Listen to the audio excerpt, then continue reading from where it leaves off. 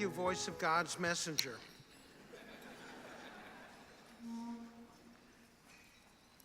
I thank you, and it's an honor to be here tonight celebrating the important work and positive impact of the Literacy Partners. So much of what you do in New York helps immigrant families. With my coworker and friend Mary Skafidis, we recently published a book called Journeys: An American Story, featuring a collection of 72 essays of the American immigrant experience that's as diverse as our country. Today, some Americans are questioning the value of immigration and of immigrants. This isn't the first time our nation finds itself at the same crossroads. While America is a nation of immigrants, we have a long and troubling history of barricading the doors to new arrivals. Fortunately, we have an even stronger and more glorious history of tearing down those barricades, because the truth is that we need and want immigrants.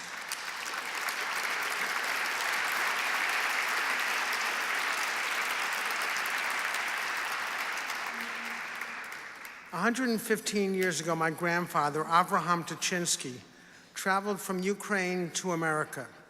He spoke no English.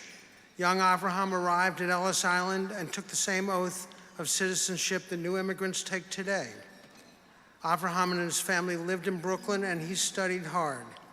14 years after his arrival, he attended the City College of New York, where he became captain of the basketball team in 1918. When the crowd cheered, it was easier to chant, 'Go Tisch,' rather than 'Go Tuchinski.' So the nickname stuck and became our family name. And because Avraham could shoot hoops, I stand before you as Andrew Tisch, not Andrew Tuchinski."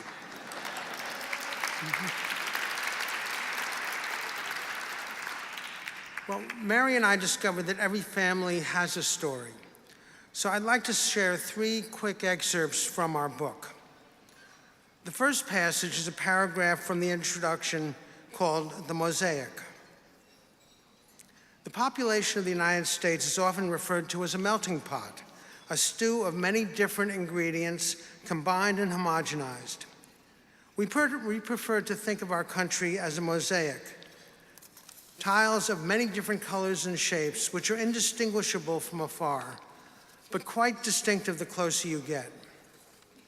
A mosaic is only as strong as its grout, the sand and glue used to bind the stones together. After all, without the grout, which represents our shared sense of ideology, democracy, opportunity, freedom of expression, and equality, the mosaic would only be a pile of stones. The second essay is written by a woman named Angela Buckdahl, who happens to be my rabbi at Central Synagogue. Angela writes, "So, as a Korean, Jewish, American, immigrant, female rabbi, I know a thing or two about feeling like the other. Perhaps we should celebrate the other, the stranger. We should embrace what it means to be the other, the immigrant, the outsider. Because if we personally know the soul of this stranger, then the force of that memory is an ever-present bulwark against bigotry, superiority, and apathy. If we can empathize with being a stranger, then we will never forget that person behind the barbed wire of the wall, that family forced to run or hide, that couple carrying their belongings on their back, those people of different colors, faiths, or philosophies. We can instead remember and protect and love the stranger, because we are that stranger." The third essay was written by Stephanie Murphy, a Vietnamese boat person adrift in the South China Sea, rescued by sailors from a U.S. Navy destroyer. She writes, "Our family would never have happened had America not held true to its founding principles, to be a beacon of hope, light, and freedom to those escaping tyranny or religious persecution around the world. My patriotism is the product of a life lesson, one instilled by U.S. service members bestowing grace upon desperate strangers. In fact, one of my life's proudest moments was as a teenager, standing beside my mother when we took the oath of citizenship. My mother and I studied together. I helped improve her English skills. We quizzed each other on the citizenship test and practiced the oaths together. So there we stood, waving little American flags, taking the oath, proud to be citizens of this great country. More than 25 years later, on the floor of the United States House of Representatives, my 6-year-old son stood by my side and waved that same American flag as I took a second oath, an oath to become a U.S. Congresswoman.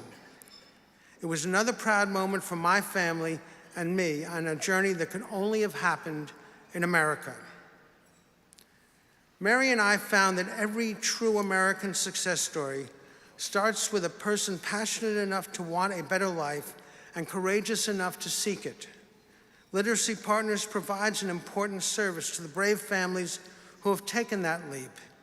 Your work helps ensure that America's next generation of entrepreneurs, builders, teachers, doctors, artists, rabbis, congresswomen, or basketball players will continue to add to the rich mosaic that is the United States of America. Thank you.